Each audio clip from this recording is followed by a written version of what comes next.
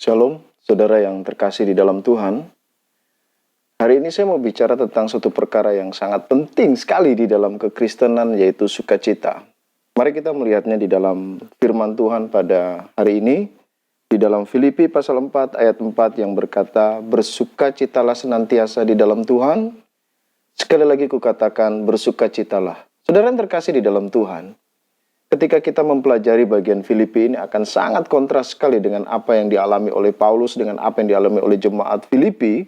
Ketika Paulus ada di dalam penjara dan jemaat Filipi mengalami begitu banyak pencobaan, pergumulan, tetapi Paulus mengajak mereka untuk bersukacita. Anda lihat, ada 2 kali kata perintah di dalam satu ayat yang mengatakan bersukacitalah. Ini adalah suatu perintah yang sangat tegas, yang tidak boleh tidak dilakukan. Berarti tidak ada kata pilihan untuk bersukacita atau tidak bersukacita. Ini adalah suatu perintah yang dialami oleh anak Tuhan. Tidak bisa mengatakan bahwa saya memilih untuk bersukacita atau tidak. Tidak, saudara. Ini adalah sebuah perintah untuk bersukacita. Mengapa harus bersukacita? Kalau boleh saya mengatakan bersukacita ini seperti sebuah vitamin untuk kita maju, untuk kita bergerak di dalam Tuhan. Saudara yang kekasih di dalam Tuhan, Anda lihat. Mungkin Anda punya uang, mungkin Anda punya harta, mungkin Anda punya segalanya. Tetapi jika kita tidak punya sukacita, maka segalanya akan menjadi hambar. Anda tidak bisa berdoa, Anda tidak bisa membaca firman Tuhan, Anda tidak bisa merasakan begitu indahnya kasih Tuhan dalam kehidupan saudara. Tetapi saudara yang kekasih di dalam Tuhan, benar. Alkitab memerintahkan kita, Paulus mengingatkan kita bahwa kita harus bersukacita dalam kehidupan kita, tetapi bukan berarti bersukacita yang liar. Bukan berarti bersukacita dengan pesta pora, bukan bersukacita dengan dosa. Ingat, saudara. Tidak ada dosa membuat kita bersukacita. Tidak ada dosa membuat kita bahagia. Dosa akan membuat kita hancur dalam hidup kita. Saudara yang kekasih di dalam Tuhan, Anda lihat. Syarat untuk bersukacita, Paulus mengatakan bersukacitalah senantiasa di dalam Tuhan. Berarti hanya bisa bersukacita kalau kita ada di dalam Tuhan. Kalau di luar Tuhan kita tidak bisa bersukacita. Saudara yang kekasih di dalam Tuhan, saya mau menjelaskan dulu bagian yang paling penting kata di dalam ini. Pertama, di dalam ini artinya posisi. Kalau pada video yang terdahulu saya mengatakan di dalam Roma pasal 6 ayat 23 bahwa upah dosa ialah maut, saya sudah jelaskan maut artinya adalah kematian. Maut artinya adalah mati, mati artinya adalah perpisahan. Pada waktu sebelum kita percaya Tuhan Yesus, posisi kita antara Tuhan dengan kita terpisah karena dosa. Tetapi saudara yang kekasih di dalam Tuhan, ketika kita percaya bahwa Yesus adalah Tuhan, bahwa Dia datang menjadi manusia, mati di salib, dikuburkan dan dibangkitkan untuk menebus dosa saudara dan saya, maka posisi kita yang tadinya terpisah karena dosa, sekarang kita ada di dalam, kita disatukan, kita dipersatukan di dalam Yesus.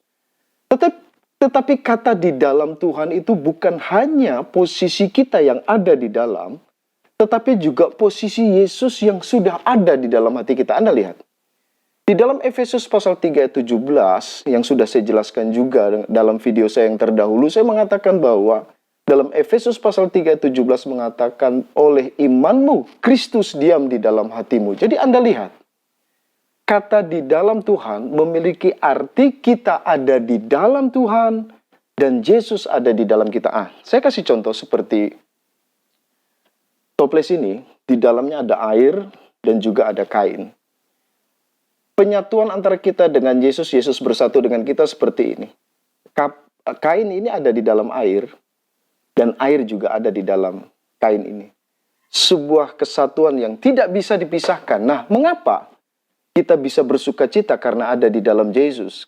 Karena di dalam Yesus membuat kita memiliki nama di sorga. Dan di dalam Yesus memberikan kita tempat. Satu saat nanti ketika kita meninggal, kita akan ada di sorga. Apalah artinya hidup ini, saudara?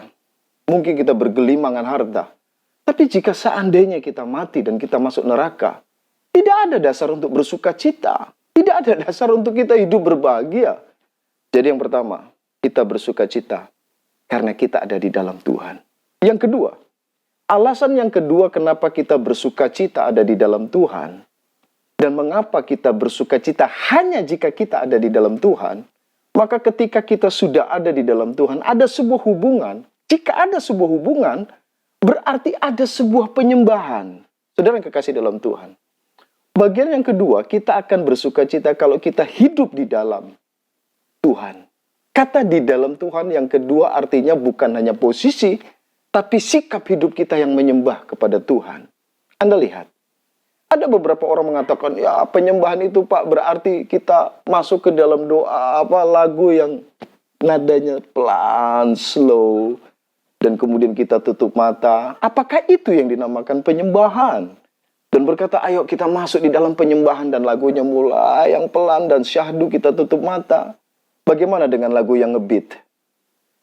Bagaimana ketika Anda membawa pundi persembahan? Apakah itu bukan penyembahan? Bagaimana dengan ketika Anda menolong orang lain, membantu orang lain, bukankah itu penyembahan? Oke, saya jelaskan. Penyembahan dalam bahasa Ibrani-nya adalah kabod. Kabod artinya memiliki nilai yang terberat.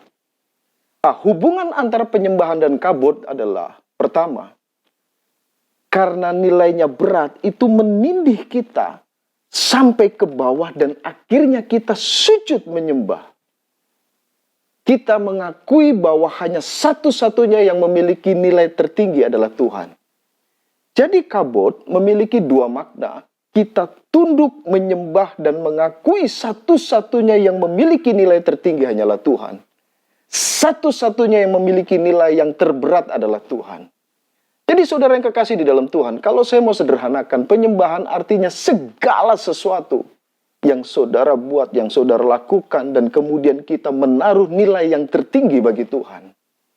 Lawan kata dari penyembahan kepada Tuhan adalah penyembahan kepada berhala. Apa itu penyembahan berhala? Ketika saudara dan saya menomorduakan Tuhan, kita sudah melakukan penyembahan berhala. Berhala ada di garasi mobil kita, berhala ada di dompet kita, berhala ada di lemari pakaian kita, berhala ada di gelar-gelar kita, baik di belakang atau di depan nama-nama kita. Jadi saudara yang kekasih di dalam Tuhan, penyembahan adalah segala sesuatu yang kita buat dan kita lakukan bagi Dia yang terutama. Sehingga boleh saya simpulkan, Yesus adalah yang terutama. Oleh karena itu, lakukanlah bagi Dia yang terutama. Jika yang saudara lakukan bukan bagi Dia yang terutama, maka yang saudara dan saya lakukan bukanlah yang terutama. Jika yang kita lakukan bukan yang terutama, maka kita sedang tidak dalam penyembahan. Yang ketiga, apa yang dimaksudkan hidup di dalam Tuhan? Kabod akan berhubungan erat dengan Shekinah. Walaupun di dalam perjanjian lama tidak ada kata Shekinah, tetapi dalam praktek orang Yahudi, ketika mereka keluar dari Mesir dan mereka melakukan penyembahan di hadapan Tuhan, di mana di dalam ruang Maha Kudus ada Allah di sana dengan ditandai adanya keluar tiang api yang menyala dan kemudian ada tiang awan, itu menandakan kemuliaan Allah ada di sana. Dan kemudian orang Israel membuat tenda untuk menyembah Tuhan di sana. Jadi yang dimaksudkan dengan Shekinah bukan hanya berbicara tentang kehadiratan Tuhan, tetapi di mana kita ada di hadirat Tuhan. Di mana kita memiliki sebuah hubungan yang dalam dan akrab dengan Tuhan. Sebuah hubungan yang bukan hanya 11 menit, 12 menit. Ada suatu tindakan yang keliru dari anak-anak Tuhan. Saya biasa menyebut dengan meninggalkan Tuhan. Mungkin pagi hari ketika kita bangun, kita berdoa, kita melakukan penyembahan. Kita berdoa, kita baca Alkitab, kita menangis di hadapan Allah. Dan ketika kita keluar dari kamar dan berkata, Tuhan, tunggu saya besok lagi datang di kamar ini dan bertemu dengan Engkau. Dan kemudian kita melakukan semua aktivitas tanpa Tuhan. Saudara yang kekasih di dalam Tuhan, Shekinah artinya pikiran, hati, dan perasaan kita tunduk diam di hadapan Tuhan dan selalu menjalin sebuah hubungan dengan Tuhan. Inilah yang dinamakan doa. Doa yang tidak berkeputusan. Doa bagi orang Kristen bukan sikap. Doa bagi orang Kristen bukan tindakan. Tetapi doa dari orang Kristen adalah satu hubungan yang dalam di dalam hati ini. Di mana pikiran kita, perasaan kita dipenuhi setiap waktu dengan Tuhan. Biasa saya mengajarkan kepada jemaat saya untuk berdoa tidak berkeputusan. Ketika bawa motor, Anda bisa berdoa. di dalam batin, terima kasih Tuhan, Engkau luar biasa, Engkau hebat. Ketika Anda bawa kendaraan, mobil, Anda bisa berdoa. Ketika ibu-ibu masak di rumah, bisa mendoakan suami-suami ibu. Jadi ini saudara yang terkasih di dalam Tuhan. Shekinah adalah kehadiran kemuliaan Tuhan, dan kita merespon, kita beribadah, kita menyembahnya, dan kita memiliki hubungan yang penuh, luar biasa di hadirat Tuhan, tidak berkeputusan, sehingga Tuhan menjadi yang nomor satu dalam hidup kita. Saudara yang kekasih dalam Tuhan, bersukacita hanya ketika kita ada di dalam Tuhan. Posisi kita ada di dalam Tuhan, dan Yesus ada di dalam hati kita. Yang kedua, lakukanlah penyembahan dengan memberikan nilai yang paling tinggi dalam hidup kita bagi Tuhan. Dan yang ketiga, selalu ada di hadirat Tuhan, menyembah Tuhan tiada hentinya. Amin.